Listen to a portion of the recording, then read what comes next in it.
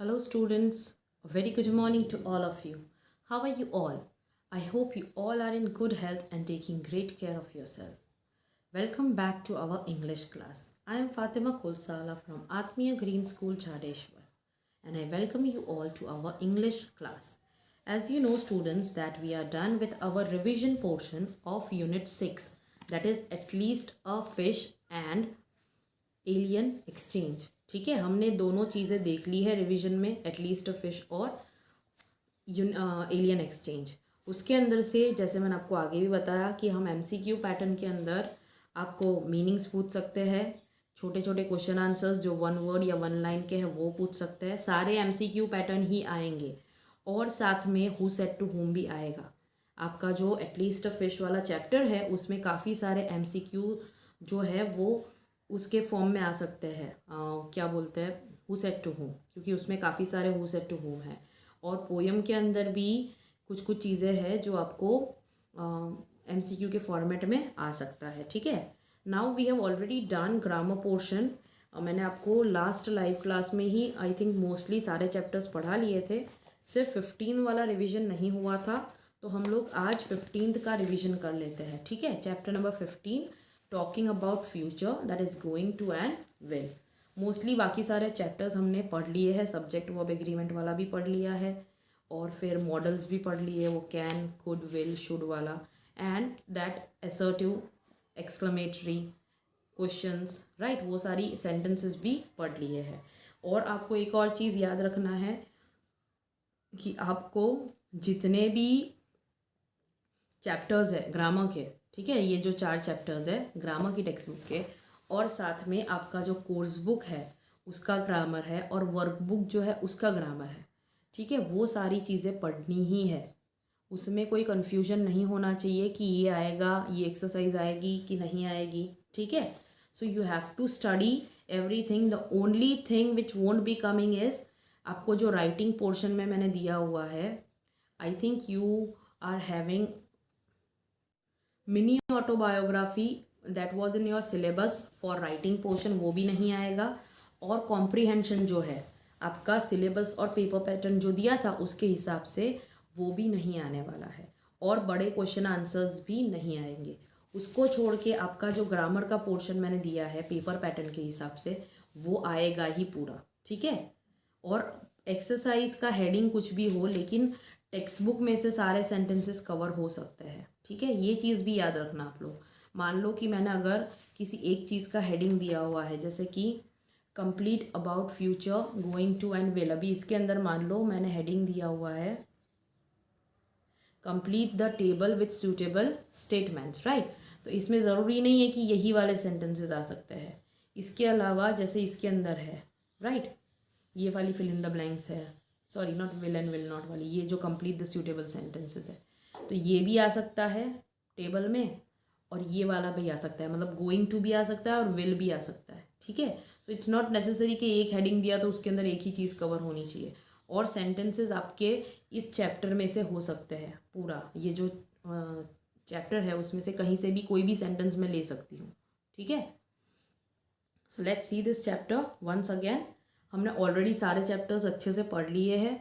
अगर आपको नहीं पता चल रहा है then go for the video and have a look again.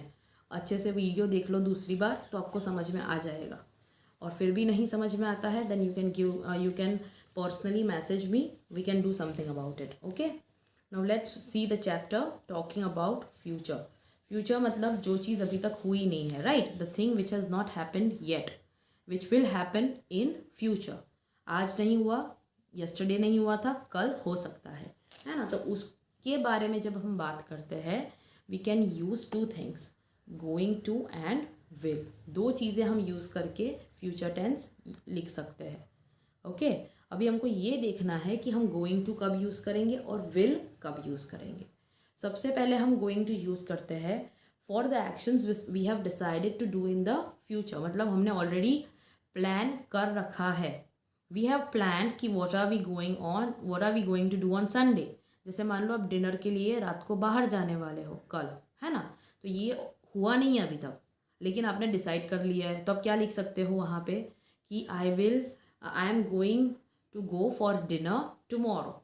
On Sunday, ऐसा लिख सकते हो, है ना, क्योंकि ये चीज़ जो है ऑलरेडी प्लान्ड है, आपने प्लान कर लिया है कि आपको कल क्या करना है, तो उसके लिए हम यूज़ करेंगे गोइंग टू।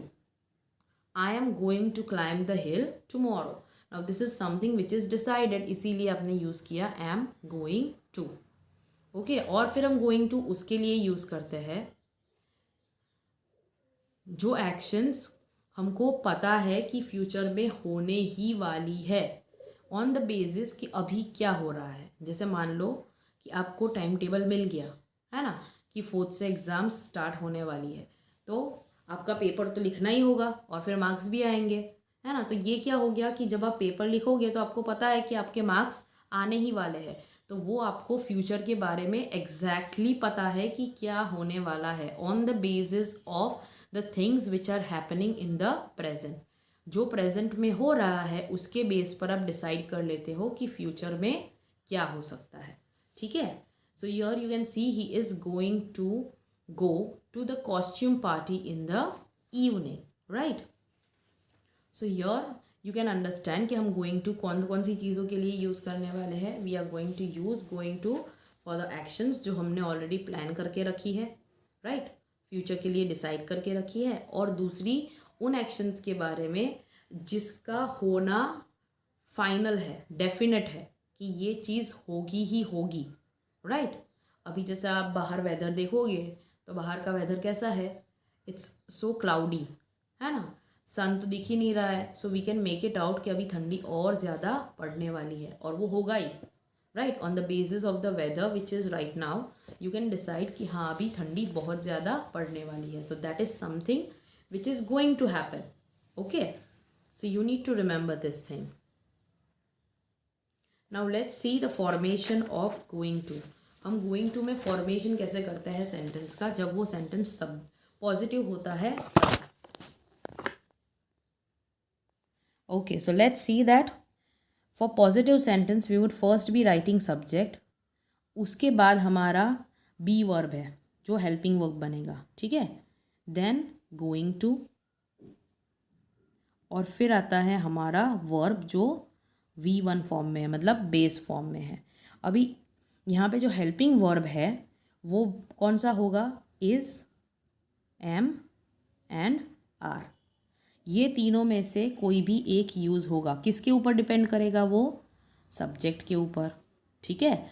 फिर गोइंग टू, और फिर जो हमारा वर्ब है वो बेस फॉर्म में। वो भी मैंने आपको समझाया था कि बेस फॉर्म का मतलब क्या होता है, जो वर्ब के अंदर कोई चेंज नहीं होता है, मतलब ना ही हम एस लगाते हैं, ई एस लगाते हैं, या फिर हम पास्ट टेंस बनाते हैं ईडी लगा के, या फिर उसको पूरी तरह से चेंज कर देते हैं, जैसे कि पास्ट पार्टिसिपल है, जैसे ईट, एट, ईटन। तो अभी जिसके अंदर ईट आता है जो पहला वर्ड होता है, राइट, वो हमारा हो जाता है बेस फॉर्म, मतलब सबसे पहला वाला फॉर्म, इसीलिए उसको वर्ब 1 कहा जाता है, ठीक है।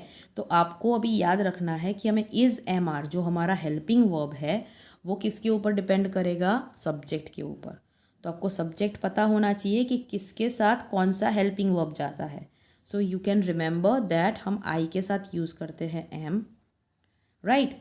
उसके बाद हम थर्ड पर्सन जो है, थर्ड पर्सन लड़का, लड़की या कोई चीज़, एनिमल, प्लेस, राइट, उसके साथ हम हमारा हेल्पिंग वर्ब यूज़ करेंगे इज़। और जो प्लूरल होते हैं, ठीक है, जैसे कि यू, अभी यू सिंगुलर भी हो सकता है और प्लूरल भी हो सकता है, वी और दे, ये जो 3 प्रोनाउन है उसके साथ हम यूज़ करेंगे आर, ठीक है। अभी मान लो मैंने अगर लिखा है चाइल्ड, तो चाइल्ड के साथ क्या आएगा, इज़ आएगा, क्योंकि चाइल्ड हमारा थर्ड पर्सन सिंगुलर है।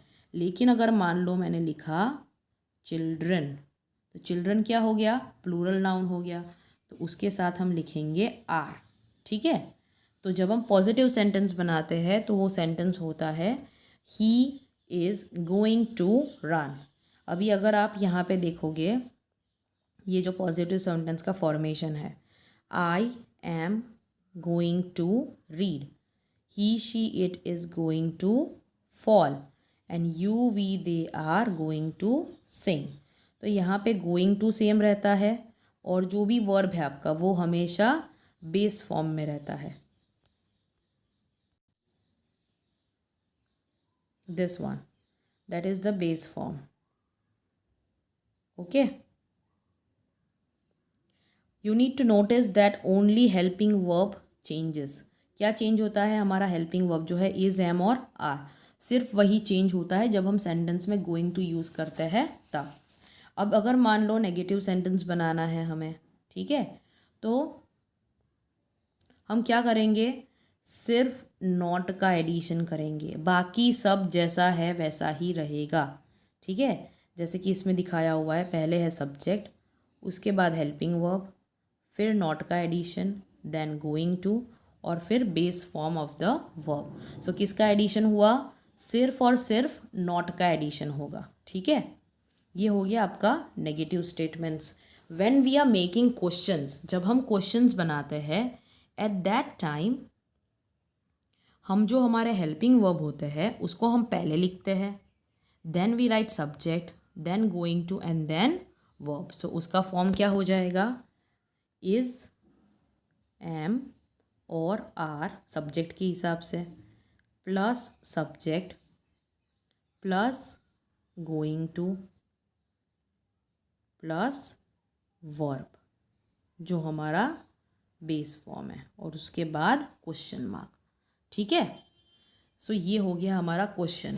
क्वेश्चंस और पॉजिटिव में सिर्फ एक ही चीज़ का फ़र्क होता है, और वो होता है अगर हम नॉर्मल सेंटेंस बनाते हैं तो सब्जेक्ट पहले और हेल्पिंग वर्ब बाद में आता है, और जब हम क्वेश्चन बनाते हैं तो वो चेंज हो जाती है उसकी पोजीशन, हेल्पिंग वर्ब पहले और सब्जेक्ट बाद में. ठीक है, तो उसके रिलेटेड ये जो एक्सरसाइज है वो आप देख लेना अच्छे से. Now let's move on to the next topic, that is will. We also use will to talk about future. हम किसके लिए यूज़ करते हैं विल? फ्यूचर के बारे में बात करने के लिए. जैसे हमने गोइंग टू सीखा, वैसे ही फ्यूचर के लिए हम एक और वर्ड यूज़ करते हैं, वो है विल. ठीक है, अभी हम विल कब यूज़ करेंगे? For the activities which decide to do at the moment we speak. ऐसी एक्टिविटीज़ जिसके बारे में हम लोग बोलने के टाइम पर ही सोचते हैं.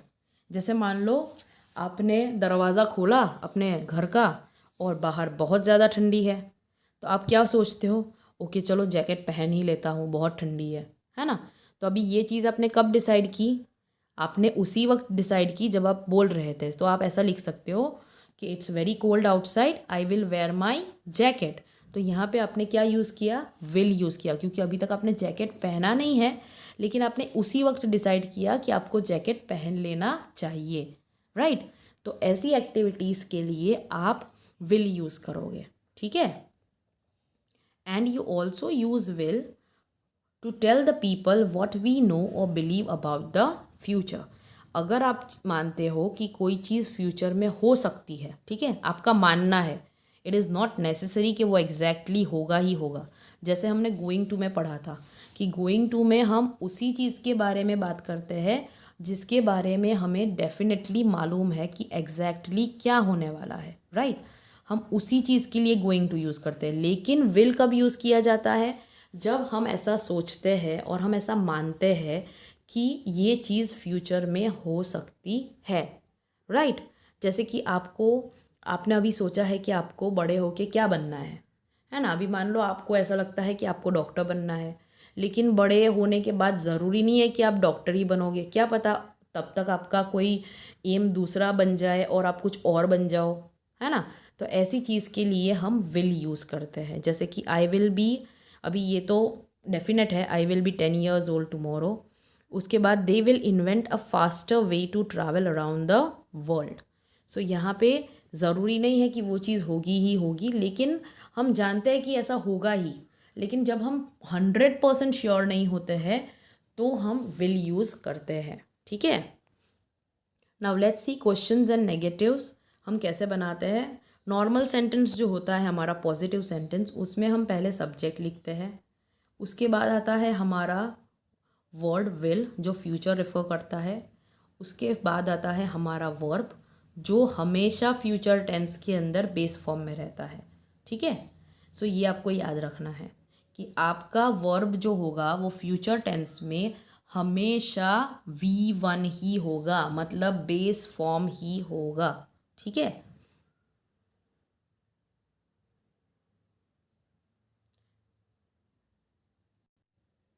Okay, so now when you make negative statements, what are you going to do? You are just going to add not.